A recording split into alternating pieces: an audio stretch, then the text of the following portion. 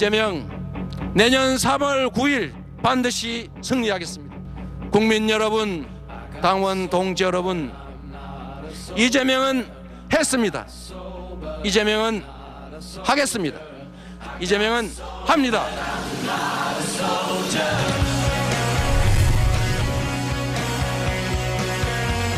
새로운 나라 원하시죠? 자신을 높이는 데 권력을 쓰는 게 아니라 더 유능한 민주당으로 성장하는 나라. 더 새로운 나라, 여러분 더 희망 갖고 사는 나라, 더 기회가 많은 나라, 청년들이 희망을 갖고 도전할 수 있는 나라를 만드는 데 쓰는 것입니다. 여러분, 여러분이 도와주십시오. 할 수 있습니다.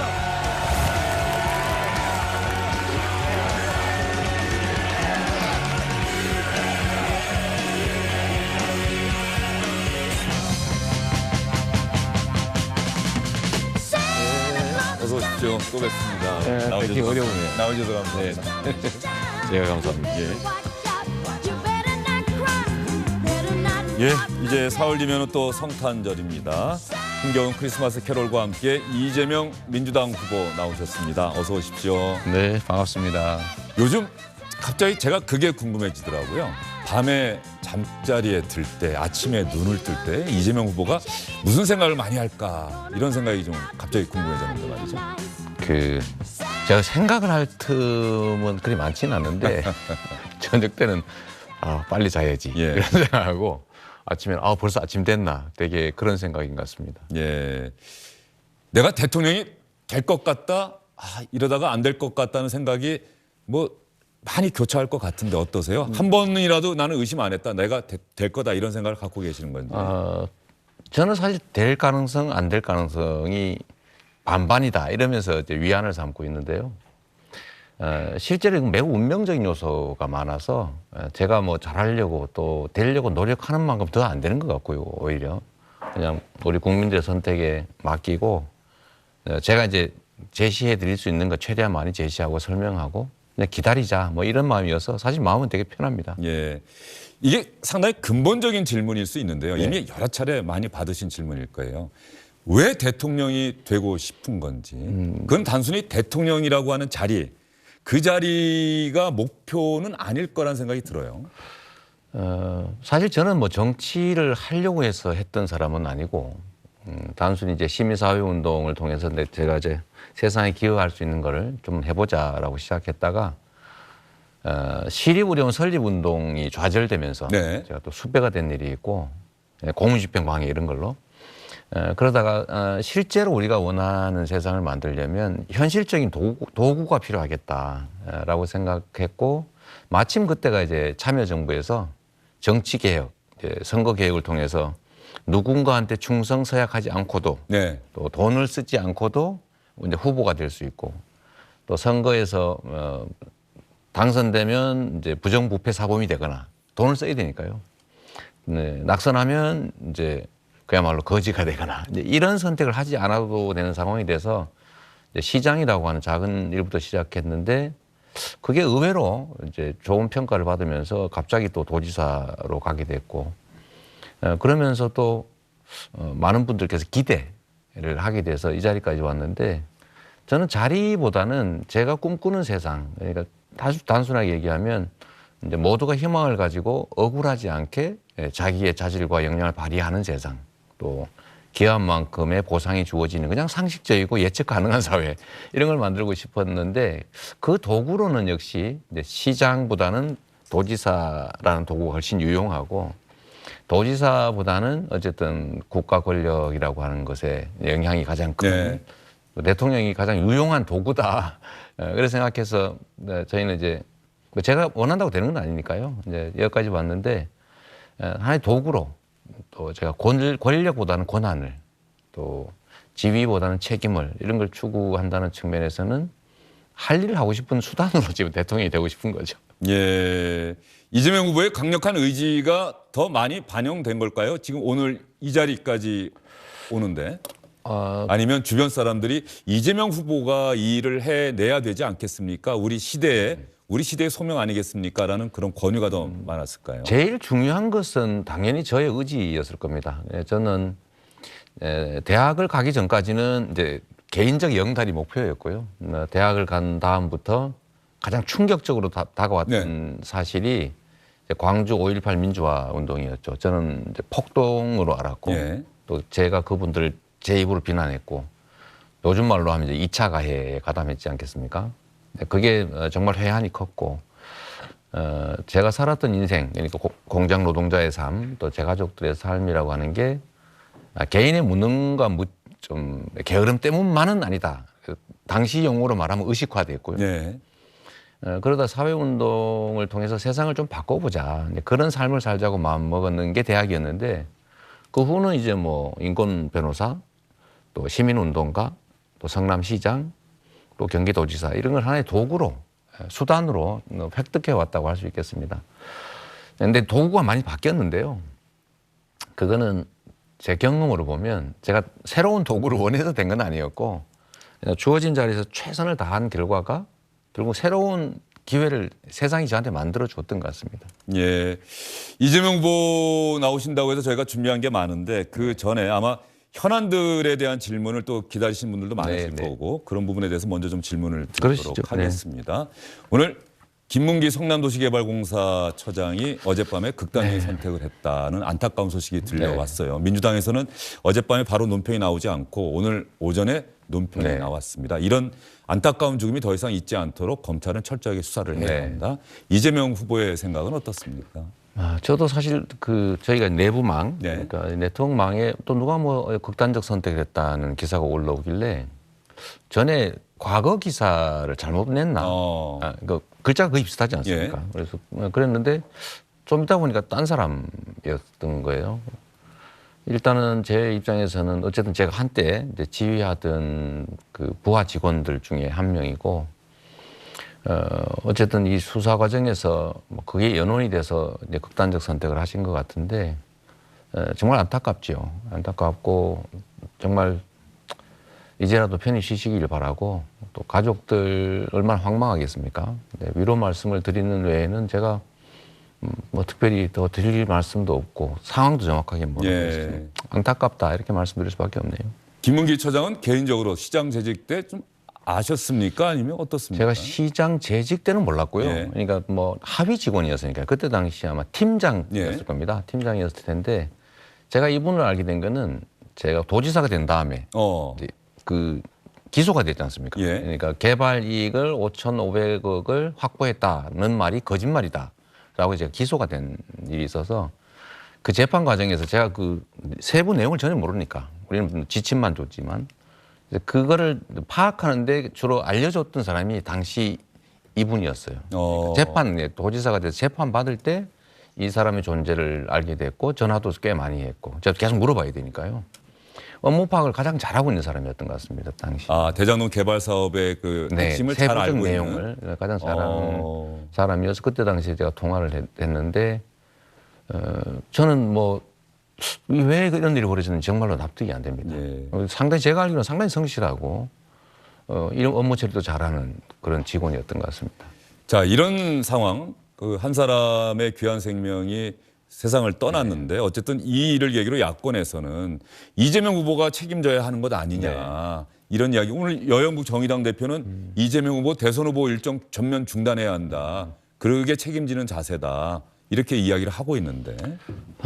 뭐 어쨌든 제가 관할하던 뭐 제 한때 부하 직원이었고 제가 관련된 업무, 제가 하던 업무에 어쨌든 관여된 분이니까 뭐 전혀 책임 없다고 할 수 없겠죠. 가슴 아프고 뭐 다른 많은 사람들이 같은 현안에 대해서는 다른 입장들을 말할 수 있으니까 뭐 그 점은 충분히 이해합니다.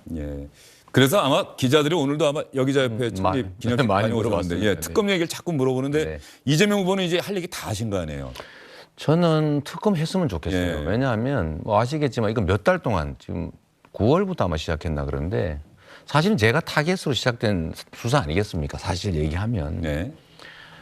그러나 저는 뭐 분명하게 말씀드리는데 저는 이거 공공개발을 하는 게 제 목표였고 민간업자와 국민의힘에서는 공공개발을 못하게 해서 민간개발시키는 게 목표였고 근데 제가 공공개발하는 것을 4년 넘게 막았고 결국은 제가 포기할 수는 없어서 민간 자본으로 공공개발을 했는데 제가 이런 점들이 좀 예측이 좀 돼서 왜냐하면 이제 민간 자본과 공공의 접점이 생겨나면 여기서 갈등이 발생하지 않습니까?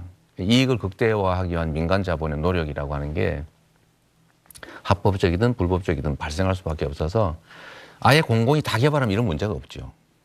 어쨌든 이 문제는 그 중간 간격이 생겨나면서 제가 그때 당시 또 직원들한테 이 돈이 마귀다. 정말로 조심해야 된다. 이거 수없이 특수부 수사당할 사안이다라고 제가 몇 차례 얘기를 했고. 네. 그 사업 진행관 그럼 과정에서 공무원들 왜냐하면 이게 공사만 하는 게 아니고 도시개발 사업단이라고 시의 전담 부서가 또 있어요. 예. 이 협업을 하는 거니까요. 수없이 얘기를 했는데 저는 걱정은 사실 됐죠. 그러나 지금 그 과정에서도 저는 로비의 가능성을 최소화시키려고 이제 확정 이익으로 하라고 했던 겁니다. 고정을 해라. 아니면 협상을 하거나 아니면 회계 부정이 발생할 수 있으니까. 그다음에 그 후에도 제가 이익이 좀 늘어나는 것 같다라고 해서 1,100억을 제가 추가 부담을 시켜서 공산당 소리도 들었지 않습니까? 근데 그렇게 나름은 관리했는데 이제 저를 의심해서 수사가 시작됐고 그러나 지금까지도 뭐 사실 드러날 수가 없죠. 있는 게 없으니까. 그래서 저는 수사는 당하고 의심은 받고 그런 상황에서 저는 깔끔하게 좀 정리하고 싶은 게 제 심정이죠. 그래서 처음부터 끝까지 다 특검 빨리 하자. 저는 이미 당할 수가 다 당했는데 피하는 것 같은 이미지를 줄 필요가 뭐 있느냐. 다만 저에 대해서만 하자는 건 말이 안 되니 예를 들면 윤석열 후보께서 최초에 이 부정대출 발생했을 때 이거는 조사를 했으면서도 빼놓았다는 의심이 있지 않습니까? 이 부분부터 포함해서 민간 이제 금융기관들은 왜 7천억 막 1조 원씩 투자하면서 이익 배당을 안 받았냐. 이자만 받고. 또 예를 들면 왜 거기에는 국민의힘이나 정치인들이 그 개발업자들의 이익을 취하게 됐냐. 네. 50억 클럽이니 100억이니 뭐 또 윤 후보의 집을 사준 것도 관련이 있다는 얘기가 나오니까 또 국민의힘은 왜 그렇게 이 민간업자들이 민간 개발을 할 수 있도록 LH한테 압력 넣어서 포기시키고 성남시의 시의회를 동원해가지고 공공개발 못하게 막고 했느냐. 이거 다 그냥 한꺼번에 처음부터 끝까지 성역 없이 다 특검을 했으면 저랬으면 좋은 일이죠. 뭐 저야 뭐 이미 당할 걸 다 당했는데. 국정감사에도 2차례나 나가시고. 국정감사도 했고 뭐 언론들이 정말 치밀하게 취재했고 경찰, 검찰 수사를 몇 달씩이나 하고 있으니까 만약에 제가 여기에 부정이나 이런 게 있었으면 제가 박근혜 정권하고 이렇게 광화문에서 농성을 하면서 싸울 수가 없습니다. 그리고 그 사이에도 사실은 몇 차례 스크린이 있었고요. 저는 빨리 했으면 좋겠는데 지금 임시회가 지금 열려 있는데 네. 그 국민의힘에서는 임시회 절차에 전혀 협조를 안 하고 있으니까 이 문제도 협의를 못 하는 거 아닌가 하는 생각이 좀 들고요. 특검 얘기 관련해서 윤호중 민주당 원내대표와 빨리 좀 했으면 좋겠다라고 이야기 안 나누셨습니까? 저는 당에 계속 얘기하고 있죠. 빨리 협의를 좀 빨리 시작해서 대신에 이재명만 이건 안 된다. 지금 그쪽이 요구하는 건 그거였는데 최근에 바뀐 것 같아요. 네. 다 하자. 이제 다 하자고 하니 빨리 협의해서 실제로 빨리 하는 게 좋겠다. 왜 우리가 의심을 받냐라고 얘기는 하고 있죠. 당 대표에게도 원내 대표에게도.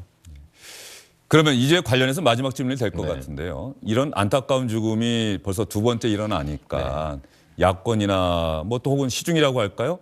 자, 윗선을 규명해야 되는데 그 윗선 규명이 어려워졌다. 그 안타까운 선택을 하신 분들이 거기에 대해서 부담을 느꼈던 것 아니냐. 야권에서 아마 이렇게 공세를 펴면서 이재명 후보를 겨냥하고 있는 것 같고요. 이재명 후보는 이 대장동 특혜 의혹의 핵심은 돈을 찾아가면 누가 이익을 받는지 그 사람들의 책임이 드러날 거다. 아마 특검 얘기하시면서도 수사에서 드러나면 상응하는 책임을 지도록 하면 되는 것이다. 이렇게 얘기하셨는데 윗선은 이재명이다라는 야권의 주장에 대해서 어떻게 생각하십니까? 상식적으로 만약에 이제 시장은 이걸 민간에게 100% 개발을 시킬 수도 있고 또 공공이 100% 개발해서 100% 이익을 가질 수도 있고 저는 100% 성남 시민이 갖는 방식을 선호했죠.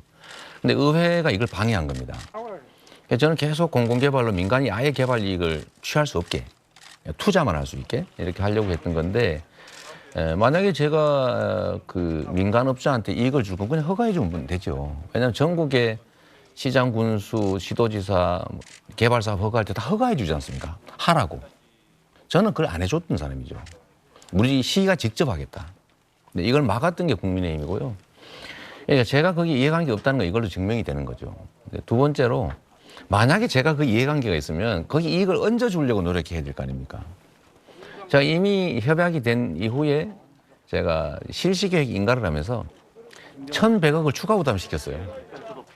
만약에 제가 그 이해관계가 있으면 저한테서 제가 뺏은 게 됩니다. 예, 뭐 이런 점만 봐도 저를 예를 들면 여기에 뭔가 문제가 있는 걸로 생각하는 자체는 사실은 이제 정치적 공격이죠.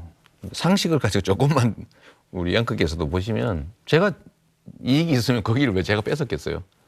그냥 허가해 줘서 아무 문제가 없습니다. 그러잖아요. 근데 이거를 최대한 공공에 환수하기 위해서 70% 환수했는데 이 경계를 져서 이건 이만큼 우리 거, 이건 이만큼 하다 보면 이 경계선이 문제가 생기는 거예요. 근데 만약 100% 우리가 다 가졌으면 문제가 없었을 것이고 100% 민간에 전부 허가해 줬어도 저한테 아무 문제 제기가 없었겠죠. 그런데 이 중간쯤을 통해서 저희가 최대한 환수하다 보니까 발생한 문제인데 전 지적 자체가 매우 부당하다. 우리 국민들께서는 결국은 이 본질을 다 이해하시게 될 거다 이렇게 생각합니다. 이재명 후보는 그러면 특검이 도입되는 시기까지 한번 못 박아서 윤호중 원내대표에게 한번 얘기하실 생각 없으십니까? 올해 안에 좀 법을 빨리 합의해서 통과시켜서 내년에는 가동시키도록 해달라 뭐 이렇게. 저는 빨리 하라고 하죠. 예. 그런데 시점을 못 박는 건 이게 상대가 있기 때문에 예. 사실은 오바이고요. 말씀드렸지만 저는 투명하게 드러날수록 제가 유리한 입장이기 때문에 이미 의심은 다 받고 있는데 저는 의심을 걷어내야 될 입장입니다. 이제. 그래서 저는 빨리 해서 확실하게 전모를 밝히는 게 낫죠. 이 대장동 얘기 들을 때마다 이재명 후보 입장에서는 좀 답답하겠습니다. 정말 이게 참 이런 표현하면 좀 그런데 미치겠다는 표현이 아니 그러니까 이게 정말 우리 저로서는 평생 어쨌든 사회가 좀 공정하게 되길 바랐고 그것 때문에 제가 판검사 발령도 제가 포기하고 소위 26살에 만으로 25살에 500만 원 빌려가지고 개업했고요. 또 나름 치열하게 또 시민운동가로 인권 변호사로 살았고 저한테 예를 들면 제가 주로는 권력 감시 운동을 했는데 제가 첫 구속됐던 사건이 그 파크뷰 특혜 분양 사건이라고 분당에 기억납니다. 예. 그 업무 용지를 주상복합으로 바꿔서 아파트를 분양한 사건이 당시 있어요. 뭐 정권의 실세들이 뭐 분양받았다 이런 얘기도 있었죠. 용도 변경에서 예. 수천억대 이익을 취했죠. 제가 그걸 반대 운동을 하다가 결국은 뭐 PD가 뭐 검사를 사칭해가지고 내가 어디 검사인데 나한테 다 얘기하면 봐줄게 라고 하니 그 사람이 다 얘기를 해버린 거예요. 제가 그 옆에 있었고 근데 그 테이프를 제가 받아가지고 이제 폭로 기자회견을 했다가 제가 이거 주범이다 이래서 제가 구속됐던 그 경험도 있어서 제가 권력들하고 많이 부딪혔죠. 많이 부딪혔고 그때 당시는 지금 국민의힘에서는 그 전과를 가지고 저를 비난하는데 그 사건으로 제가 구속됐을 때 그 황우여 그때 당시 원내대표를 네. 포함해서 5분 국회의원들이 저를 면회를 와가지고 제가 의심을 받았습니다. 이거 혹시 그때 당시 야당 한나라당 사주받고 예. 폭로한 거 아니냐고 제가 의심을 받아가지고 그 후에 제가 민주당에서 정치하는데도 계속 이게 짐이 됐던 지금도 약간은 짐이 되고 있는 사안입니다. 이제 그런 그 경험도 있었고 제가 시장을 한 후에는 정말 종북 좌파 뭐 예를 들면 뭐 말갱이 뭐 이러면서 국정원하고 많이 부딪혔고요. 또 극단적으로는 제가 이제 박근혜 정권하고 뭐 서로 소송까지 하고 뭐 심지어 뭐 광화문에서 농성을 하면서 정면 충돌까지 했기 때문에 제가 실제로 작은 흠이라도 있었으면 지금 이 자리에 올 수도 없었고 살아남을 수도 없었을 겁니다. 이재명 후보는 그렇다면 특검이 도입된다면 네. 뭐 모르겠습니다. 혹시 검찰이 계속 수사를 하게 될지 네. 특검이 도입이 안 될지 모르겠습니다만 검찰이든 특검이든 필요하다면 이재명 후보가 나가서 내 조사 받겠다. 당연하죠. 네. 그거는 어떤 문제도 마찬가지인데 저는 공화국의 핵심 가치는 평등, 법 앞에 네. 평등이 있다고 보고요. 제가 어떤 지위가 있든 아니든 그야 수사받을 일은 당연히 수사를 받아야 되겠죠. 저는 어떤 경우든 간에 뭐 예를 들어 제 주변 가족들이든 뭐 어떤 저는 당연히 고발을 하면 수사해야 되고 수사하면 당연히 의심되면 조사를 해야 되는데 이제 아무 혐의도 없는데 망신 주기 위해서 수사를 한다고 불러도 뭐 포토라인을 세우고 예. 이런 걸 하면 안 되겠지요. 예. 권력 감시를 오래 해오셨다고 하니까 만약에 이재명 후보가 대통령이 된다면 네. 권력 감시에는 그 누구보다도 적극적으로 허용하고 인내하는 대통령이 될 것이다 이렇게 생각해도 되겠습니까? 그건 너무 당연한 일인데요. 우리가 이제 역사적으로 대통령들의 운명을 보면 다 마지막에 본인의 예. 권력 남용 또 측근 친인척들의 비리 이런 것 때문에 지지율도 폭락하고 또 퇴임 후도 매우 불행했지 않습니까? 근데 안 그런 대통령이 처음 지금 이제 나타나고 있는 중이죠. 평가에 다양하겠지만 어쨌든 현재 문재인 정부는 측근 친인척 본인 비리 이런 건 없잖아요. 그냥 오죽하면 먹고 살아야 되겠다는 가족도 나타날 정도였으니까요. 저는 제 인생 자체가 불행해지지 않고 싶었고 또 저로 인해서 제 가족들 특히 아이들이 혹시라도 세파에 흔들려서 그 상처 입게 되길 바라지 않았고 그래서 선거운동 이런 데 전혀 안 나타나지 않습니까? 최대한 숨기죠. 본인들의 인생을 위해서도 좀 여기는 안 관여하는 게 좋다라고 했는데 제가 셋째 형님하고 갈등 때문에 요즘 뭐 욕설 파일이 막 있지 않습니까? 이제 그 얘기도 왜 그 일이 발생했냐고 하면 제가 그 형님께서 저하고 원래 제일 친했어요. 7남매 중에서. 제가 그분을 장학금을 받아서 학비를 내서 대학을 가셨고 또 제가 대학 졸업하고 공부할 때 돈이 없었을 때 그 형님이 학교에서 받은 장학금으로 저를 공부를 시켜서 제가 사법시험을 합격했고 그 후에도 정말 가깝게 지냈었는데 제가 시장이 된 후에 이제 사단이 벌어진 것이 이분이 생각이 조금 다른 거예요. 그러니까 조금 더 한 발 더 나간 건데 나는 시민운동가의 입장에서 시정에 관여하고 조언하고 하겠다. 그래서 아니 형님 이제 형님이십니다. 그 형님은 일반 시민이 아닙니다. 했는데 이게 이제 부딪힌 거예요. 나는 자기는 그렇지 않다. 그래서 자기는 조언도 하고 지시도 하고 감시도 하고 견제도 하겠다. 이래서 공무원들하고 부딪히고 공무원들이 힘들어하니까 제가 통째로 막다 보니까 이제 갈등이 발생하고 또 그 문제를 우리 형님은 어머니를 통해서 해결하고 싶어 했고 그러니까 어머니하고 좀 심한 사안이 벌어지고 제가 또 그 점에 대해서 또 따지고 싸우다가 결국 녹음되고 그런 과정까지 겪으면서 제가 그때 양자택일을 한 겁니다. 양자택일이 뭐냐면 방해만 형님하고 사이는 좋아지죠. 집안은 조용해지는데 결국 마지막 결론은 시정 개입 또는 주변 사람이 가만 안 놔두지 않습니까? 시장한테 전화를 할 수 있는 관계라는 사실만 해도 권력이거든요. 네. 그런데 친형인데 또 시장 공무원들한테 직접 전화해서 이런 저런 지시를 하고 거기 따르고 시장은 하라는 대로 다 하는 것 같다고 하면 어떻게 되겠습니까? 그래서 나중에 매우 불행하게 될 것이다. 형님도 나도. 그래서 차라리 욕을 먹고라도 지금 차단하자고 해서 그게 지금까지 오고 있는 건데요. 저는 권력 행사에서의 공정성, 투명성이 제일 핵심이라고 봐요. 성공하는 권력에. 두 번째는 이제 실력을 발휘하는 건데 그 이전 단계는 정말로 공정해야 되고 소위 드러나지 않는 비선, 책임지지 않는 이런 뜻이죠. 드러나지 않는다는 건 책임 안 지는 권력 행사 또는 책임 안 지는 사람들에 의한 권력의 오염 이런 것들 철저히 막아야 된다고 보기 때문에 그 점은 걱정은 안 해도 될 겁니다. 지금까지 치른 대가가 너무 큽니다. 특히 가족들이 이재명 후보 본인은 어쨌든 대통령 선거에 나선 후보가 됐으니 검증을 받는 건 당연한데 이제 가족들까지 검증대에 올라섰잖아요. 얼마 전에 또 아드님 문제로 또 사과도 하시고 아들을 붙잡고 울었다 이런 이야기까지 하셨는데 그 이후에 현재 뭐 아들은 어떤 상태입니까? 취재진들이 하도 많아서 잠시 휴직하고 딴 데 가 있습니다. 딴 데 가 있고. 왜냐하면 계속 이렇게 소위 뻗치기를 하면서 직장과 집을 이렇게 지키니까 잘 출근도 할 수 없는 상태가 됐죠.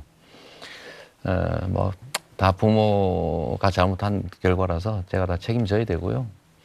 검증과 관련된 얘기들은 이제 많이 하는데 안타깝고 가슴 아프지만 국가의 운명을 책임지는 권력을 행사할 때는 아까 말씀드렸던 것처럼 철저하게 투명해야 되고 철저하게 공정해야 되는데 거기에 영향을 미칠 수 있는 사람들이 오염이 되거나 문제가 있으면 국가의 운명이 휘둘릴 수가 있다. 저는 국가 권력 행사에 영향을 줄 수 있는 사람에 대해서는 무한 검증을 할 수밖에 없다. 안타깝지만 그게 자식이든 배우자든 또는 측근이든 가까운 사람이든 할 수밖에 없다고 생각하고요. 좀 힘들고 뭐 억울하지 않냐라는 질문 할 수도 있는데 그거는 뭐 감수해야 될 책임이다. 어쩔 수 없다. 그렇게 생각하고 우리 가족들 문제도 정말로 안타깝고 뭐 그런 거 없지 않죠. 아무래도 뭐 저도 사람이니까. 그러나 필요하면 수사하고 또 수사에 철저히 임하고 저는 뭐 상응하는 책임을 당연히 져야 된다. 저는 오히려 더 많은 책임을 져야 된다고 주장하는 사람이기 때문에. 고발 조치가 됐으니까 수사는 당연히 할 거고요. 예. 그다음에 드러나는 객관적인 상황에 따라서 뭐 상응하는 책임을 질 텐데 저는 공직자 또는 공직자의 가족이기 때문에 보통 사람보다 더 엄정한 책임을 감수해야 된다 이렇게 생각합니다. 어쩔 수 없죠. 예. 제가 이러지 않으려고 정말로 수없이 단속했는데 뭐 제 뜻대로는 안 된 것 같습니다. 대화가 예전에 많았었는데 이제 재판 받느라 좀 그때 소원했었고 그게 너무나도 안타깝다 이렇게 인터뷰하시는 걸 봤는데 뭐 가정에서 좀 엄한 아버지셨어요. 아드님이 평소에 격이 없이 뭐 아빠, 아버지 제가 이런 문제가 좀 생겼는데 죄송해요. 먼저 이야기하는 편입니까? 어떻습니까? 저는 사실 우리 이제 아들들하고 매우 잘 지내고요. 제가 장난기가 좀 많은 사람이라서 이제 뭐 아내하고도 그렇고 아이들하고도 참 잘 지내는 편이고 있는 얘기를 다 한다고 저는 생각했고 그러나 절대 시간은 많이 부족했던 것 같고요. 어쨌든 2018년 그때가 이제 그 아이도 졸업하고 이제 학점은 다 따고 취직이 안 돼서 이제 미루고 있는 그런 시점이었고 저는 재판을 받고 있던 시점이었고 뭐 그 시점에 벌어진 일들로 좀 보여서 뭐 제가 잘 관리하지 못한 거죠. 다 제 잘못입니다. 예, 알겠습니다. 아빠가 대통령 후보가 아니었으면 이런 일이 안 생겼을 텐데 하는 원망 이런 거는 전혀 없습니까? 아이들은 그런 원망은 하지 않는데요. 뭐 자책하고 지금 뭐 당연히 후회하고 책임지겠다고 하는데 이제 제가 가슴 아프죠. 저 아니었으면 이런 생각을 저는 할 수밖에 없는데 그 아이들은 그런 생각하지 않는 것 같습니다.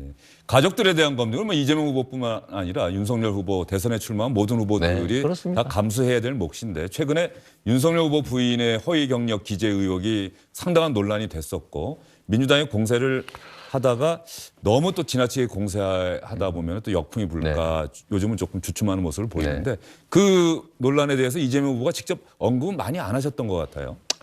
제가 딱 한 번 했죠. 한 번 한 게 아니 결혼 전에 사생활 가지고 그러면 되겠냐. 그게 무슨 국정이나 또 후보 본인의 책임하고 연결 지을 수 있겠냐. 이 말씀 한번 드렸고요. 그러나 뭐 나머지 지금 언론들이 문제 삼는 국민들이 관심 갖는 부분들은 이제 불법 범죄에 관한 것들이니까 언론은 언론대로 국민들은 국민들께서 하시겠지만 저로서는 이제 뭐 저도 사실은 문제가 전혀 없다고 할 수 없는 사람인데 제가 누굴 비난하겠어요. 그래서 제가 언급하지 않습니다. 언급 안 하고 저는 가능하면 이게 이제 일꾼을 뽑는 건데 주인 입장에서 내 살림을 내 인생을 책임질 일꾼을 뽑는 거 아닙니까? 그렇죠. 지금 국제적으로도 기술 패권 주인이 뭐니 해가지고 지금 우리가 미중사에 끼어서 어려운 지경이고 또 환경 문제나 또 에너지 전환 이런 문제도 심각하고 양극화라고 하는 또 저성장이라고 하는 경제적 문제 또 당장 코앞에 있는 코로나 위기 극복 이런 중요한 난제들을 두고 우리는 누가 그 문제를 가장 효율적으로 또 신속하게 저비용으로 해결해낼 것인가 더 나은 미래를 만들 것인가를 놓고 국민들이 좀 따져보고 할 시간 또는 그런 기회가 필요한데 그게 자꾸 사라지는 것 같아서 매우 안타깝죠. 좀 이렇게 가서는 안 될 것 같다 그 생각을 하고 있고 김종인 대표님께서 이제 좀 네거티브 이런 거 좀 그만하고 정책 경쟁하자라는 말씀하셨는데 저는 그 점에 대해서도 많이 공감하죠. 역시 뛰어난 분이십니다. 토론을 좀 하고 싶다고 이재명 후보는 여러 차례 이야기했는데 아마 윤석열 후보 측에서는 아직까지 답이 없는 것 같고 오늘 송영길 민주당 대표가 그런 얘기했더라고요. 텔레비전 토론 지금 법적으로 3차례만 하게 돼 있는데 이걸 법을 바꿔서라도 7차례, 8차례 하는 걸로 바꿔야겠다. 그러면 그건 이재명 후보와 혹시 뭐 서로 이야기 나눴던 저하고는 그런 얘기 안 했어요. 저하고는 그런 얘기 안 했고요. 아마 답답해서 그랬을 텐데 지금 뭐 선거 며칠 앞두고 선거법 개정이 되겠습니까?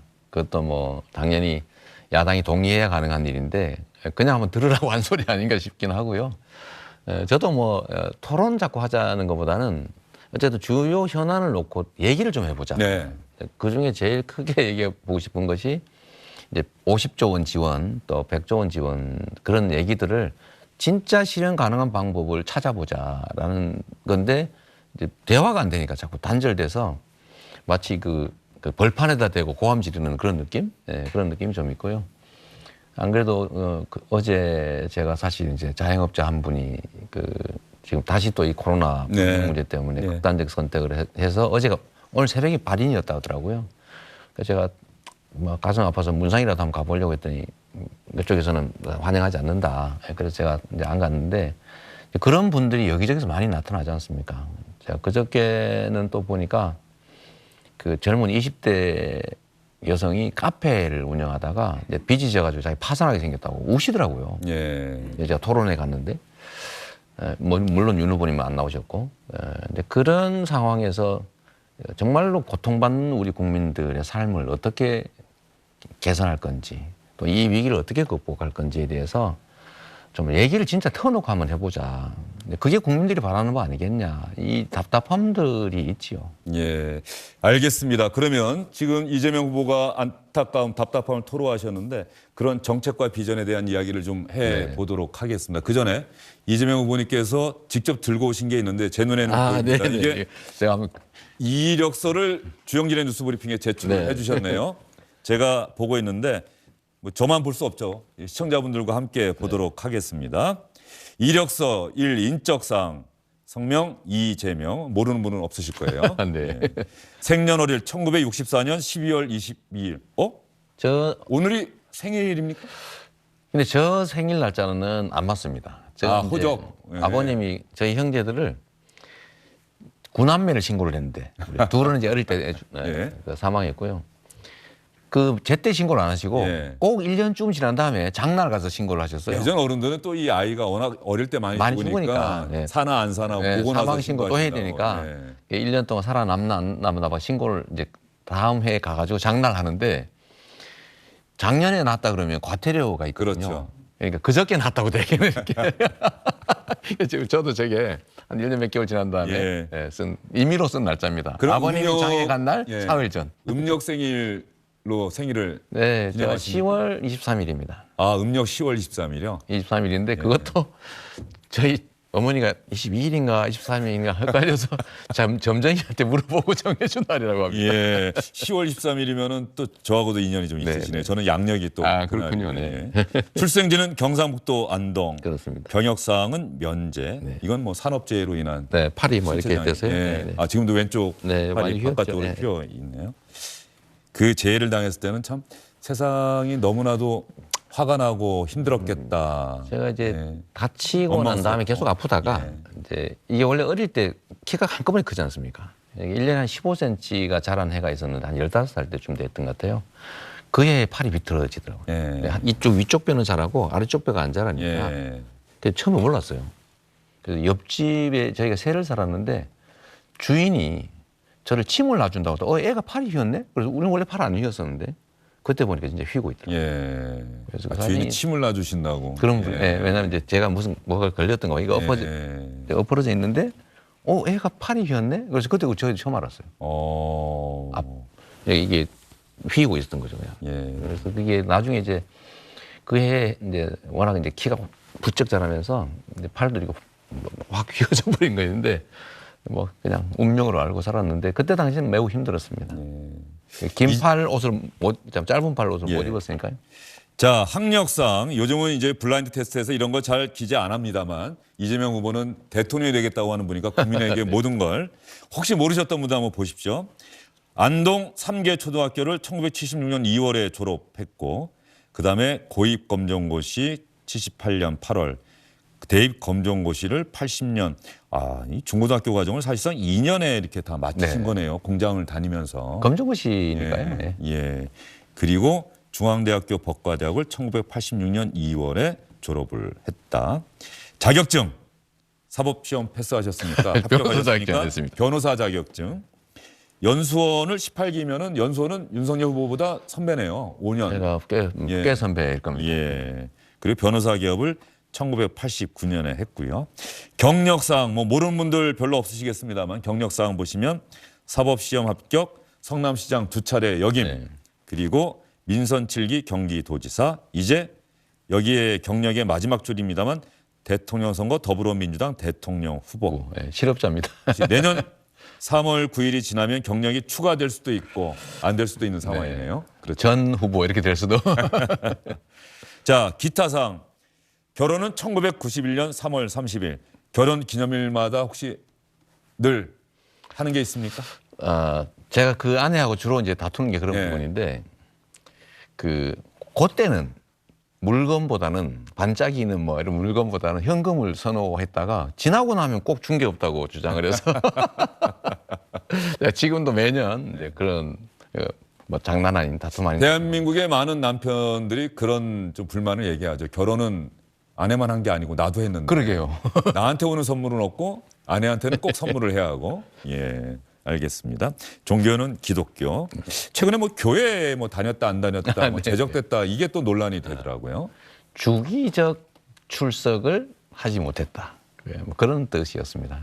제가 이제 2005년부터 이제 그 개척교회를 다녔어요. 근데 2010년 당선되고 2010년부터는 이제 한 곳을 계속 주기적으로 네. 특히 이제 다락방 모임, 그다음에 뭐 주의를 지키는 게 현실적으로 어려워서 또 다른 교회도 또 가야 되고 뭐 그러다 보니까 이제 정기 출석 명부에서 제외했다. 뭐 이런 취지로. 대한민국의 정치인들, 단체장들은 자신의 종교가 뭐 기독교라고 하더라도 사찰에도 가야 되고 네, 맞습니다. 또 교회를 다니더라도 원래 성당에도 교회 가고 말고 다른 다른 교회를 교회도 또 다니면서 만나고 이야기도 들어야 되고 그런 부분이 좀 있긴 네, 있겠죠. 근데 그 점들을 굳이 엄격하게 제가 다니는 교회가 좀 엄격해요. 예. 이제 아시는 분들은 아시는데 다른 교회하고 좀 달라서 정기적으로 출석하는 그런 성도들을 줄이자. 줄이기 운동을 하고 있어요. 예. 5천 명으로 줄인다. 그러면 이재명 후보는 본인이 바쁘니까 혹시 주기적으로 못 다녀서 제적을 못 당했다. 그런데 부인은 계속 교회 다닙니까? 부인도 아무래도 저하고 같이 행동을 하게 되니까요. 예, 예, 가면 또 같이 가게 되고. 예. 키는 171cm. 아닙니다. 이거 잘못 썼습니다. 171.6입니다. 아, 예. 왜 빼먹은지 모르겠네요. 저 깜짝 놀랐습니다. 맨 마지막에 본 이력서에 기재한 사항은 사실과 다름없음 확인합니다까지 돼 있는데 이게 잘못 기재를 하셨네요. 네, 예. 죄송합니다. 그 0.6을 뺐습니다. 그거 매우 아깝습니다. 여기 몸무게는 어떻습니까? 몸무게는 뭐 수시로 변할 수도 그래서 있는 왔다 갔다 건데. 하죠. 예. 네. 혈액형 B형 그리고 별자리는 사수자리. 취미는 바둑과 독서. 바둑은 요즘 시간이 워낙 많이 걸리는 취미여서 못 하시겠습니다. 두지는 못하는데 예. 가끔씩 채널에서 봅니다. 예, 이동하면서. 제가 약한 1급 정도 됩니다. 주량은 소주 한 병. 네. 옛날 소주로. 옛날 소주 25도. 예. 예전 진로. 네. 예.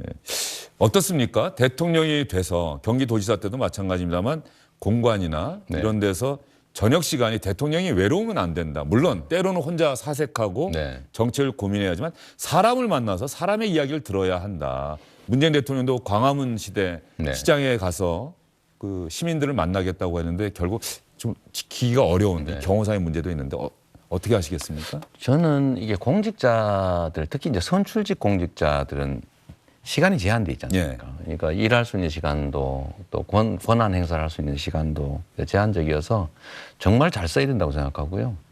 근데 잘 쓰는 게 이게 일도 잘해야 되지만 사실은 민의에 어긋나면 안 되거든요. 핀트가 잘 맞아야 됩니다. 그렇죠. 예. 그렇죠. 근데 핀트를 맞추려면 결국 사람들을 만나야 되고 저처럼 저 같은 경우는 이제 SNS를 많이 하니까 어쨌든 많이 좀 접하긴 하지만 그래도 뭐 관련 전문가들 또는 뭐 사회적인 리더들 뭐 이런 분들 의견을 많이 듣는 게 실제로 의사결정에 매우 도움이 됩니다. 예. 그리고 이제 또 한 가지 문제는 권한을 가지면 자기도 모르게 폭주하는 경향이 생깁니다. 왜냐하면 공무원들은 지시하면 다 듣거든요. 그리고 그 자리 면전에서 반대하지 않습니다. 그냥 상명 하복 관계니까요. 근데 이러다 보면 이제 그게 익숙해져 가지고 이 성향 자체가 바뀔 수도 있는데 그걸 통제할 필요가 있습니다. 예. 근데 그건 결국은 그 개선 라인에 없는 좀 이렇게 독자성이 있는 그런 전문가들이나 아니면 사회적 지도 인사들이나 이런 사람 얘기 많이 들어야죠. 예. 그런데 또 문제가 말씀을 이렇게 하시는데 누가 혹시 뭐 청와대 들어가서 대통령과 전역을 했다 이게 또 알려지면 그 사람이 이게 혹시 비선 아니냐 뭐 네. 이게 항상 늘 좀 그렇게 하고 싶고 하는 게 맞는 것 같은데 또 그런 부분도 경계해야 되고 조심해야 되고 뭐 이런 근데 잘 고르면 됩니다. 예. 근데 그런 소리 안 할 사람으로 예. 하면 되고요. 근데 저는 경기도지사 할 때도 그렇고 성남시장 할 때도 그렇고 참 많이 만났는데 뭐 어떨 때는 아예 뭐 문을 집무실을 열어놓기도 했지만 뭐 그런 부작용 별로 없었던 것 같아요. 워낙 또 많이 만나놓으니까 그게 희소 가치가 없었을 수도 있긴 합니다. 근데 물론 대통령은 좀 어렵긴 하겠지만 그래도 특히 뭐 종교 지도자분들 이해관계 없는 또는 뭐 사회관계 단체장들 또는 뭐 또 전문가들이 있습니다. 그러니까 우리가 트렌드에서 이게 뒤떨어질 수가 있거든요. 근데 그런 분들도 만나서 공식 보고서 말고 들어야 될 일이 많긴 합니다. 예. 가온은 역지사지. 예, 아주 좋은 가온입니다. 입장 바꿔 생각하기엔. 그건 정말로 제가 인생을 예. 살면서 해왔던 예. 건데요. 예, 저는 상황들이 나쁠 때가 많았지 않습니까? 그러니까 기회가 많은 삶을 보통 이제 주류라고 하고 이제 위기가 많은 삶을 비주류 또는 아웃사이더라고 하는데 저는 뭐 아시는 것처럼 다 이제 극단적 아웃사이더 비주류였기 때문에 이제 위기를 기회로 많이 바꿨어야 되고요. 이제 뭐든지 다른 방향에서 보는 게 습관화돼 있어요. 예를 들면 어떤 상황이 벌어지면 완전히 반대 입장에서 분석하는 거죠. 위기가 닥치면 저 안에 기회가 어떤 게 들어있을까? 위기가 사실 위험과 기회의 합성어다 이렇게 또 얘기하지 않습니까? 네, 그래서 입장 바꿔서 다른 시각에서 보는 게 아주 생활화돼 있다고 할 수 있고요. 제가 아이들한테도 다른 사람 입장에서 생각하면 대체적으로 인간 갈등 문제는 다 해결된다. 다른 사람 입장, 상대 입장에서 봐라 이런 얘기를 제가 좀 많이 하는 편이고 그래서 제가 그 역사적 인물 중에서 제가 네. 여러 존경하는 사람이 있는데 그 중에 한 사람이 그 중국의 당태종 이세민. 예. 양귀비. 네. 예. 근데 그 사람은 그것보다는 예. 사실은 이제 위징이라고 하는 그 위증. 예. 동생 반란군이죠. 반란군의 참모장을 자기가 채용을 한 다음에 당신은 평생 나한테 쓴소리를 하는 게 직업이다. 정해주고 자기가 화나는 얘기를 할 때마다 쌀을 줬대잖아요. 포상을 해줬다. 그걸 써놓은 게 사실은 이제 정관정료라는 책인데 특히 정치 지도자 리더들은 권력이라고 하는 게 있기 때문에 아까 말씀드렸던 대로 폭주할 가능성이 많고 독단적이 될 가능성이 많아서 반대 의견을 잘 말할 수 있는 환경을 만들어줘서 비판적인 입장이 개진될 수 있게 하는 게 정말로 중요합니다. 그러니까 상대 입장에서도 생각해 봐야 되는데 잘 안 될 경우가 많거든요. 그럼 들어봐야죠. 그래서 요즘은 기업들의 레드팀이라고 많이 만들잖아요. 제가 그 질문 드리려고 했어요. 지금 이재명 선대위에는 레드팀이 있습니까? 당연히 있죠. 예. 근데 기업들도 잘 나갈 때 이제 무조건 반대만 하는 반대 논리를 개발해서 이 논리를 펴는 팀을 만들잖아요. 옛날 역사 속에서 본 간관들이죠. 간원들. 예. 이 쓴소리 하는 게 직업인 관료들 있잖아요. 그것처럼 지금도 사실 그런 게 꼭 필요하죠. 우리 선대위 안에도 누구라고 말하면 그 역할을 잘 못할 가능성이 있기 때문에 발표하긴 그런데 아예 독자적으로 있습니다. 예. 이재명 후보님 그렇게 할 바에는 차라리 후보 그만두십시오. 이렇게까지 얘기합니까? 그렇게까지 말할 필요는 없죠. 요런 문제가 있다. 나중에 쫓겨나는 수가 있다. 이런 정도. 알겠습니다. 지금 이재명 후보가 지금 하신 말씀은 대통령이 된다고 하더라도 많은 분들이 꼭 기억할 겁니다. 네. 그런 쓴소리를 듣는 대통령, 쓴소리가 보장되고 그럼요. 대통령에게 전달돼야 하는 그런 세상이 돼야 한다라고 하는 말씀 맞습니다. 저도 명심하겠습니다. 실패를 최소화하는 겁니다. 그리고 기업하고는 달라서요. 행정이나 정치는 우리 국민들의 삶이 그대로 실려 있기 때문에 테스트하면 안 됩니다. 그다음에 벤처해서도 안 되죠. 무모한 도전을 해서도 안 되고 어떤 경우에도 가장 나쁜 상황에서도 피해가 생기지 않을 경우에만 해야 되는 거예요. 예. 근데 그걸 근데 혼자서는 할 수 없고요. 반대 의견을 가진 쪽에서 철저히 체크해주면 안전성이 높아지죠. 이재명 후보는 역지사지면은 혹시 부인과의 역지사지, 아들들과의 역지사지 이런 거 잘 열심히 하려고 하죠. 예. 그러면 이해가 됩니까? 그래도 역시 한계가 있지. 예. 윤석열 후보하고는 혹시 역지사지 해보셨습니까? 해보려고 하는데 잘 안 되는데요. 상상이 잘 안 됩니다. 이게 근데 그런 문제가 있는 거죠. 저는 살아온 고장이 완전히 반대잖아요. 저는 이제 사법연수 마치면서 사실은 저는 정말 뛰어난 검사 자질을 가지고 있다고 많은 사람들이 검사를 하라고 권장을 했습니다. 특히 이제 검찰 출신 교수님들이 어떤 분 운분도 계세요. 아깝다고. 검사해야지 왜 그 변호사로 가냐고 이런 분도 계셨는데 하여튼 저는 검사의 반대 방향으로 이제 이때까지 살았고 근데 윤 총장님은 제가 그때 한때 대통령이 되면 검찰총장 누구 시킬래 그래서 제가 우리 윤석열 총장님 같은 분 시키면 좋겠다 이렇게 얘기했다가 이상한 사람 소리 취급당하게 됐습니다만 어쨌든 권력 행사를 강자들에 대해서도 과감하게 행사하는 지금까지 봤던 검사들과 좀 다른 검사들이었지 않습니까? 그래서 국민들께서 또 선호하시는 면도 있고요. 그러나 살아온 과정이 선 자리가 완전히 달라서 상상을 해보려도 상상이 잘 안 됩니다. 역지사지가 잘 안 된다. 너무 달라서요. 예, 네. 알겠습니다. 그래서 제가 직접 좀 얘기를 들어보고 싶은데 예. 그 기회가 잘 없어서 안타깝긴 하죠. 주영진의 뉴스 브리핑에서 한번 두 후보가 같이 나오시면 얼마나 좋을까 하는 상상은 해보는데 저는 뭐 100% 찬성입니다. 만약에 저희가 연락드리면 참석하시겠습니까? 뭐 알겠습니다. 언제나 콜하겠습니다. 알겠습니다. 자, 그러면 이제부터 이재명 후보의 정책 이야기 참 많이 하시고 네. 기사도 됩니다만 참 안타까운 게 우리 시청자분들이나 독자분들이 이 정책 얘기 나오면 네. 막 정치적으로 이렇게 서로 공방하고 싸우면은 이재명 후보가 무슨 얘기하나 이렇게 관심을 갖는데 상대적으로 좀 덜하다 이런 평가도 있는데 이 정책을 이재명 후보 입장에서 최선의 재미있게 네. 압축적으로 한번 말씀해 주시면 우리 시청자분들이 네. 잘 이해하실 수 있지 않을까 싶은데 말이죠. 저희가 이재명 후보에게 요청을 했습니다. 그래서 5글자로 이재명 후보의 공약을 압축해서 하나하나 상징을 좀 해달라. 긴장 안 하셔도 됩니다. 저희가 다 5글자 제가 처음 들었는데요. 5글자입니다. 예. 네. 가령 저는 얼핏 떠오르네요. 뭐 에너지 도로 이렇게 얘기할 수도 네, 있고 네. 말이죠. 자, 제일 먼저 어떤 공약이 나갈지 한번 볼까요? 이재명의 정책은 디지털 영토. 예. 저게 뭡니까? 디지털 영토? 이제 과거에는 이제 국가의 구성 요소로 이제 물리적 영토, 땅, 그다음에 이제 주권, 국민 이렇게 말했지 않습니까? 그렇죠. 네, 그러다 보면 우리는 약소국, 소국에 속하죠. 작은 땅덩이로 치면. 네, 그러나 이제는 경제 영역에서 디지털이라고 하는 새로운 세상이 생겨나고 있습니다. 소위 메타버스라고도 표현하기도 하고 또 디지털 전환을 통해서 예를 들어 가상자산 시장이 지금 코스피 주식거래 시장보다 지금 우리나라에 더 커져 있거든요.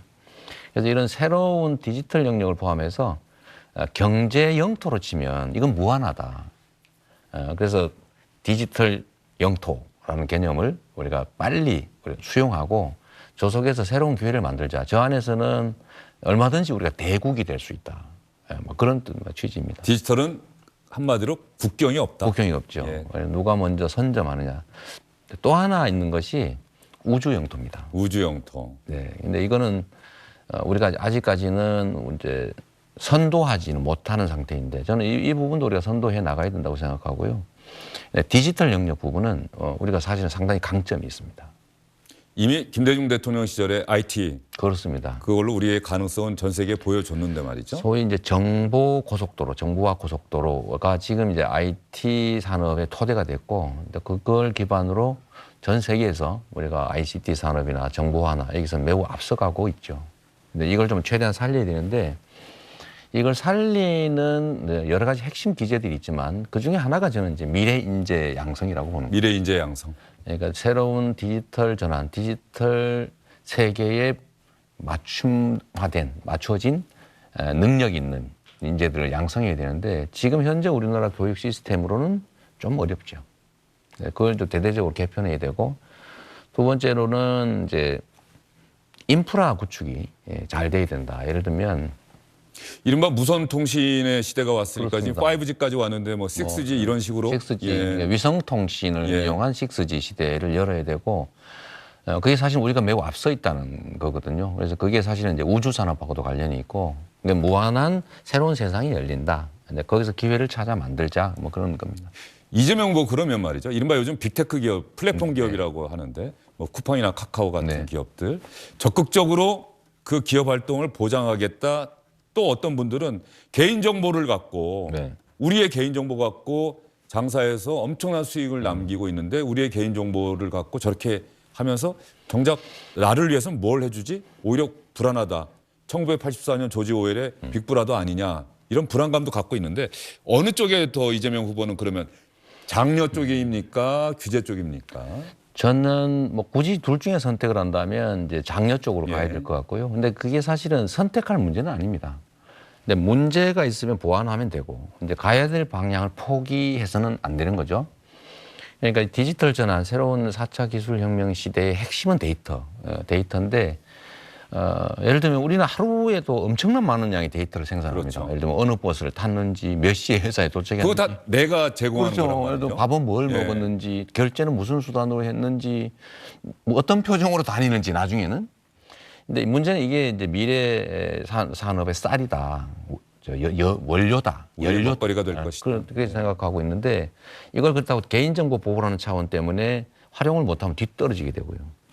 그러면 개인정보 보호에서 문제되는 부분을 최대한 다 보완한 다음에 문제가 없는 상태로 만드는 게 일인 거지 구덕이 생길 가능성이 있으니까 장을 아예 안 담가버리는 것은 방법이 아니죠. 그래서 저는 이제 미래 사회는 지금까지와는 본질적으로 다른 게 하나 있는데 그게 속도입니다. 네. 과거에는 변화 속도가 아주 느렸죠. 근데 지금은 변화 속도가 아주 빠른 시대가 됐고 결국은 이 빠른 변화의 시대에는 공무원들, 그러니까 관료 또 정치인들이 예측을 할 수가 없습니다. 그러니까 전문 관료라고 해도 아는 게 얼마 안 되는 거죠. 워낙 변화가 빠르니까. 네. 그런데 현장에 있는 기업인들이나 이런 사람들은 빠른 변화에 적응하고 그 빠른 변화를 이용하잖아요. 근데 여기서 규제의 좀 뭐라 그럴까요? 규제의 모순? 이런 게 발생하죠. 관료들은 안전하게 하고 싶어서 어떤 것만 하라고 이게 포지티브하게 허용만 하는 시스템이잖아요. 지금까지는. 그 외에는 하지 마라. 우리가 허가할 때까지는 하지 마라. 그런데 문제는 세계가 얼마나 빠르게 변하고 있는데 이 안에 가둘 수가 없지 않습니까? 그래서 이거를 바꿔줘서 확실히 문제되는 것들만 금지하고 나머지는 다 허용하는 방향으로 바꿔야 기업가들이 시장 속에서 자유롭게 창업하고 산업전환도 신속하게 일어나고 신산업도 빨리 만들어내고 그러면 국제 경쟁에서 우리가 앞설 여지가 생기는 거죠. 그래서 이 시장을 최대한 존중하고 시장 안에서 창의와 혁신이 가능한 조건을 만드는 게 정부의 일이다. 다만 정부가 해야 될 일은 뭐냐면 그들이 혼자서는 할 수 없는 그러나 꼭 필요한 토대, 네. 인프라 이걸 국가가 최대한 책임져 주는 거죠. 이 토대는 국가가 완벽하게 책임지고 또 인프라 투자 같은 걸 통해서 그 위에서 자유롭게 기업들이 국제사회에서 국제 경쟁에서 이겨낼 수 있도록 혁신과 창의가 가능하게 풀어주는 거죠. 대신에 이런 건 있어요. 풀어주면 문제가 생길 수 있지 않습니까? 그래서 허용 범위는 최대로 광범위하게 하되 제재는 지금까지와는 상상할 수 없을 정도로 세게. 이게 저는 우리가 가야 될 길이라고 보는 거죠. 예, 알겠습니다. 이재명 후보가 역시 준비하고 있는 구상이다 보니까는 정말 신이 네. 나서 말씀하신 걸 옆에서 확인할 수 있었고요. 다음 정책들을 제가 연달아 한번 보겠습니다. 꽈강. 자, 네. 위기는 기회라는 정책이 있고요. 계속 한번 보겠습니다. 다음 정책은 또 뭐가 있을까요? 다음 정책은 위기는 기회라는 정책이 하나가 나왔고요. 자, 다음 정책도 한번 시청자분들과 함께 확인해 보도록 하겠습니다. 대규모 공급. 다섯 글자로 하기 많네요. 예, 대규모 공급. 혹시 하나 더 궁금하시죠? 하나 더 보여드리겠습니다. 그러시죠. 다섯 글자로 우리 미처 확인 못하고 오셨는데 다음 정책. 대규모 공급이란 정책이 있었고요. 다음 정책은 토지 환급금, 토지 배당금. 자, 주로 위기는 기회, 또 대규모 공급, 토지 환급금, 이게 부동산 정책과 관련된 부분. 다들 관련이 있는 예. 얘기입니다. 이게 그러니까 지금 아까 잠깐 말씀드렸는데 우리 대한민국이 현재 우리의 잘못은 아니고 전 세계 또 인류가 당면하고 있는 위기들이 있습니다. 그러니까 첫째는 기후 위기죠. 우리가 신재생 에너지로 신속하게 전환하지 않으면 국제 경쟁에서 완전히 탈락할 그런 위험성이 있습니다. 그것도 하나의 위기고 두 번째는 이제 외교 영역에서 이제 미중 패권 경쟁. 이게 지금 협력에서 대결로 정말 우리나라가 정말 심각합니다. 잘 선택해야 그렇습니다. 되는. 예. 선택보다는 이제 선택하지 않는 상황을 만들어야죠. 그런 강요를 안 당하는. 예. 그래서 그 문제가 하나 있고 이제 코로나 이런 것도 하나의 위기고요. 또 디지털 전환도 하나의 위기일 수 있습니다. 신속하게 네. 적응하지 못한 문제가 생길 테니까요. 그래서 이 위기를 기회로 만드는 게 진짜 능력이다. 왜냐하면 위기는 누구나 닥치는데 그걸 나중에 견뎌내는 건 웬만한 경우는 할 수 있어요. 견뎌내는 거. 그러나 견뎌내는 걸로는 부족하죠. 이때가 상황이 유동화되기 때문에 고착화된 것들이 유동화되지 않습니까? 네. 이럴 때가 앞서 나갈 기회죠. 근데 여기서 사실 우리가 이제 대규모 국가 투자가 필요하다라는 측면에서 아마 적어도 있어요. 저건 아마 주택 공급 얘기할 가능성이 많은데요. 어쨌든 국가의 대대적인 역할이 필요하다는 측면에서 이제 위기를 기회로 만드는 그런 리더십이 필요한 때다. 이 말씀 드리겠고요. 제가 자랑 하나 하면 저는 원래 위기를 맞아서 인생을 기회로 만들면서 살아온 사람이라 오히려 그런 측면에서 좀 나을 수도 있다는 말씀 제가 우리 국민들께 한 말씀 드리고요. 대규모 공급 문제는 이건 사실 시장 원리와 관계가 깊은데요. 시장은 우리 스스로 시장을 부정한다고 시장이 사라지지 않습니다. 예. 우리는 이미 세계의 일부가 됐고 또 세계는 시장 경제 자본주의 체제라고 하는 게 확고하게 하나의 시스템으로 작동하고 있죠. 그런데 우리는 그 중에 일부분이어서 이 시장하고 정치 또는 정책이 부딪히면 양쪽 다 문제가 생깁니다. 근데 주택도 마찬가지 시장의 일부인 것이고 특히 이제 건축물 주택 부분은 수요 공급에 의해서 가격이 결정되잖아요. 공급이 부족하면 집값이 오르고 네. 수요가 또 많이 늘어나면 집값이 오르고 그래서 여기서 정책으로 그러면 선택할 수 있는 건 수요를 줄이면 가격이 떨어질 수 있고 공급이 늘면 가격이 떨어질 수가 그렇죠. 있는데 이 두 가지를 잘 조화를 시켜야 됩니다. 그리고 여기서는 시장의 의지가 중요해요. 예를 들면 정책 당국 입장에서 공급이 적정하게 충분한데 과거 정권보다 더 많은데 그런데 왜 시장에서는 부족하다고 그러지? 부족하지 않아. 그러니까 시장의 의사를 무시하고 그러면 이제 수요가 많아서 문제야. 투기 수요 이거 문제다. 그러니까 세금, 금융, 거래 제한 등을 통해 가지고 수요를 억누르지 않습니까? 근데 시장은 그렇게 안 받아들이고 공급을 안 하겠다는 얘기구나. 앞으로 집값이 오르겠네. 이 수요가 더 늘어나 버리는 거예요. 그래서 이게 이제 시장의 의지와 정책 의지가 충돌하는 문제인데 그래서 시장은 존중해야 된다. 그러니까 시장이 무조건적으로 추종하면 또 안 돼요. 시장을 이기는 정치도 없고 정책을 이기는 시장도 없다. 네. 상호전적이라는 건데 지금까지 주택 정책이 이제 공급 부문에서 사실 정부 입장에서는 충분하다라고 판단했던 거고 이제 수요만 억제하려다 보니까 자꾸 풍선 효과 같은 게 발생했던 것 같아서 저는 시장을 존중하는 측면에서 지금 집값은 사실은 약간 이제 하향화될 가능성이 많습니다. 요즘 그런 기사가 많이 나오더라고요. 네, 왜냐하면 구조적으로 그럴 수밖에 없어요. 너무 많이 올랐고 유동성은 이제 환수되는 상황이고 즉 대출을 환수하는 상황이고 이자율은 오르고 당연히 이제 집값 하락 압력이 높아지는 건데 그렇더라도 우리 국민들께서 내가 집을 한 채 마련해야 되겠다라는 욕구는 크지 않습니까? 네. 그래서 저는 공급을 좀 늘리는 게 필요하다. 그러니까 시장이 이 정도면 충분한데 너무 많이 공급하는 거 아니야? 라고 판단할 때까지 공급을 늘리는 게 좀 필요하다고 보고요. 공급을 늘리는 방법은 사실은 많죠. 기존 택지의 이제 용적률과 층수를 올려서 세대수를 늘리는 방법. 이것도 허용해 줘야 되겠죠. 적정하게. 그다음 신규 택지를 또 필요하면 네. 개발하는 거 이런 것들이 필요하고요. 토지 환급금 얘기는 요거는 아주 짧게 좀 말씀해 짧게. 주시면 안 되겠습니까? 예. 이거는 이제 제가 정책을 바꿨느니 이런 얘기를 듣는 그런 정책의 일부인데 우리나라가 전 세계에서 토지에 대한 부담금이 너무 낮아서 투기가 자꾸 발생하니까 부담을 시켜서 전 국민에게 골고루 나누면 투기도 줄이고 양극화도 완화하는 그리고 경제도 활성화하는 효과가 있다. 그런 얘기였습니다. 예, 알겠습니다. 약속된 시간이 다가오는데 벌써 조금 그러네요. 더 제가 한 2, 3분이라도 더 한번 늘려보도록 하겠습니다. 자, 시청자분들이 이재명 후보 나오신다고 저희가 질문을 받았어요. 네, 네. 이른바 압박 질문입니다. 네. 우리 유권자들의 압박 질문인데 한번 볼까요? 네.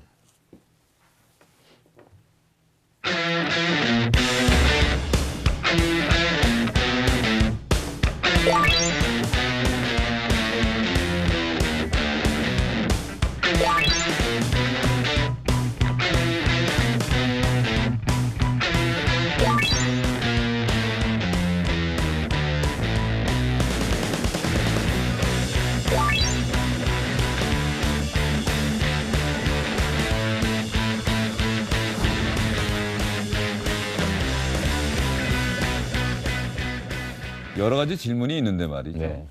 백신 미접종자에 대한 제한 강화 변함없나? 여기에 대해서 어떤 생각이세요? 제가 저런 얘기는 한 일이 없는데 저렇게 얘기했을 거라고 생각하고 있는 거죠. 아니요, 그러니까 이재명 후보의 생각을 물어보는 거예요. 그러니까요. 네, 네. 지금 현재 뭐 방역 패스 이런 것 때문에 또 일부에서는 좀 문제 제기도 하고. 저는 이게 이제 인센티브를 줄 것이냐, 예. 그 페널티를 줄 것이냐, 사실 동전의 양면 같은데 전혀 다른 것이거든요. 저는 백신 안 맞는 사람에 대해서 제재를 하기보다는 백신을 맞는 것에 대해서 인센티브를 대폭 지원하는 게 좋겠다 이런 생각하고 있죠. 여기는 지금 없는데 말이죠. 윤석열 후보보다 뛰어난 점 세 가지가 아까 화면에 잠깐 제가 나갔어요. 그거 메모해놨습니다. 네. 단어로 한번 세 개 뭐가 있을까요?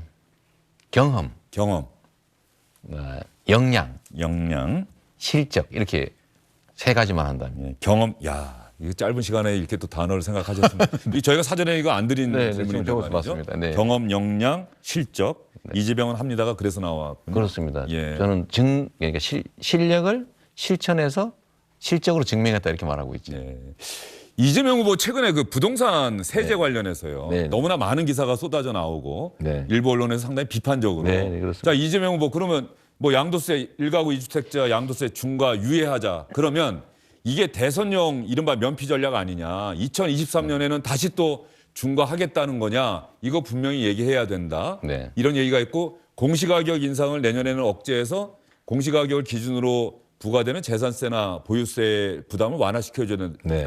야, 이것도 역시 내년 대선 지나고 나면 2023년에는 또 가파르게 상승시켜서 문재인 정부는 2030년까지 90%까지 실거래가 이 목표대로 가는 것 아니냐. 네. 여기에 대해서는 좀 답변을 해 주셔야 될 것 같아요. 아마 이 종부세 얘기도 똑같이 나올 것 예. 같은데요. 저는 정책을 할 때는 정책의 목표와 수단을 명확하게 있다고 생각합니다. 저는 양도세를 다주택자에 대해서 감해주자는 거 동의하지 않습니다. 저는 양도세 중과 제도는 유지해야 된다고 생각하는데 문제는 우리가 다주택자에 대해서 양도세를 중과하는 진짜 이유는 다주택자들이 다주택을 시장에다가 팔아라. 매물로 내놔라고 이제 하기 위해서 하는 예. 거죠. 그런데 지금 이제 종부세가 부과가 됐는데 압박은 느끼고 있습니다. 전에는 머릿속으로만 생각하는데 진짜 현금으로 부담이 나왔기 때문에 예. 팔고 싶은데 이미 양도세 중과제도 시행됐기 때문에 탈출을 하고 싶은데 탈출이 불가능합니다. 그래서 기회를 주자 한시적으로 1년간만. 그것도 6개월 안에는 100% 감해주고 9개월 안에는 2분의 1만 12개월에는 4분의 1만 해주고 예. 1년이 지나 내년 말부터는 철저하게 중과하자 이런 입장이고요. 매물 출회를 하게 하자는 정책 목표 달성을 위해서 경직된 제도를 일부만 약간 완화하자는 거죠. 한시 유예. 1년간. 말 그대로 한시 유예다. 한시 유예. 1년만. 그것도 단계적으로. 예. 두 번째로 공시가격 얘기인데 자, 공시가격을 현실화하는 건 하되 이제 공시가격을 재산세 부과에 100% 반영할 거냐는 또 다른 정책 판단의 문제인데 지금 집값이 의도하지 않게 너무 많이 올라가지고 재산세 부담이 몇 배씩 늘어난 경우가 많습니다. 근데 그건 너무 큰 부담이 되니까 이거를 좀 순차적으로 조금 완화해서 상승률을 제한하자. 제한 강도를 좀 강화하자. 이런 얘기여서 그 제도 자체를 없애자는 얘기는 아니니까 오해 안 하시면 좋겠고요. 종부세 얘기도 제가 왜 드리냐면 저는 종부세를 강화해야 된다는 입장은 기본적으로 똑같은데 지금 첫 제도가 강화가 되면서 부당한 결과가 너무 많이 발생하고 있어요. 그 대표적인 게 무슨 사회주택에 종부세가 나와가지고 그 아무런 이익도 없는 집단들한테 예를 들면 종교단체의 종교부지 이거 돈 버는 게 아니지 않습니까? 네.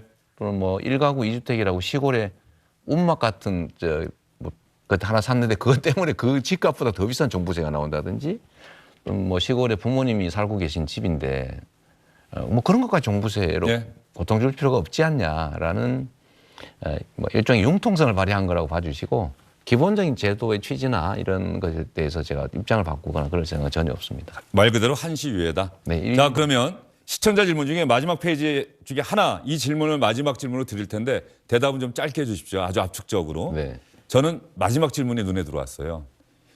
이재명, 윤석열 다 마음에 안 든다. 네. 진심으로 뽑을 사람이 없는데 어떻게 될지 모르겠다. 이재명 후보는 이런 분에게 뭐라고 답변하시겠습니까? 저 자신도 사실은 매우 이제 부족한 게 많은 사람이고 또 완벽하지 못한 건 다 인정합니다. 다만 제가 이런 고민하시는 우리 국민들께 드리고 싶은 말씀은 선택하지 않는 건 가장 나쁜 선택이고 그래도 가장 덜 나쁜 걸 선택하는 게 그래도 정치적으로는 선택하지 않고 방치하는 것보다 낫다고 합니다. 고 함석헌 선생님의 말씀이 기억이 나네요. 투표하지 않으면 제일 나쁜. 플라톤의 말이기도 하죠. 알겠습니다. 이재명 민주당 후보와의 심층 인터뷰 여기서 마무리하도록 하겠습니다. 오늘 말씀 잘 들었습니다. 네, 감사합니다. 주영진의 뉴스브리핑 잠시 후에 다시 돌아오도록 하겠습니다. 지섰달 긴긴 밤이 짧기만 한 것은 네, 아주 오랜만에 듣는 노래죠. 한세일 씨의 모정의 세월. 오늘의 동지입니다. 동지섣달 긴긴 밤. 늘 어머님은 자식 걱정에 그 긴 밤을 지새우십니다. 어머님들, 부모님들은 자식이 잘났든 못났든 차별하지 않죠. 오늘 조계종 총무원장이 성탄절 메시지를 내놓았는데 예수님이 이 땅에 오셔서 우리에게 보여주신 것은 가진 자, 못 가진 자, 배운 자, 못 배운 자 차별하지 않고 똑같이 대했다는 점이다. 이렇게 이야기를 했습니다.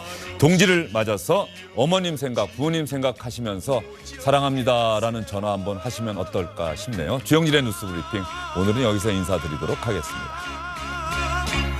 가지 많은 나무에 바람일들